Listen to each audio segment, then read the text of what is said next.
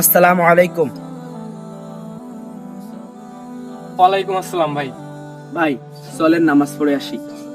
ভাই আমার তো প্যান্ট ঠিক নাই। কোনো সমস্যা নেই, যে প্যান্ট। ভাই সত্যি কথা বলতে প্যান্টটা তো বড় বিষয় না, আমি সুরকেরাত কিছুই পারি না, মানুষের সাথে বলতেও লজ্জা করে। ভাই জানতে হবে, লজ্জার কিছু নেই।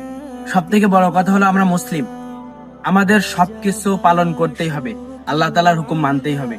আমরা যদি একটা হিন্দুর ঘরে জন্মগ্রহণ করতাম তাহলে কি হতো? মুসলিম ঘরে জন্মগ্রহণ করেছি, আমরা কিন্তু চাইনি, আল্লাহ তাআলা আমাদেরকে পাঠাইছে। তো আমরা যেহেতু মুসলিম ঘরে জন্মগ্রহণ করেছি, আমাদের নবী বলছেন কিয়ামতের দিন সর্বপ্রথম বান্দার নামাজের হিসেব হবে। ভাই এই জন্য আপনাকে অনুরোধ, আপনি জানেন না, শেখার চেষ্টা করেন। শিক্ষা গ্রহণ করতেই হবে, ছোট থেকে বড়, শিক্ষাতে কোনো লজ্জা নেই। এই জন্য আপনি আমাদের সাথে চলেন, আজ থেকে আমাদের সাথে থাকেন।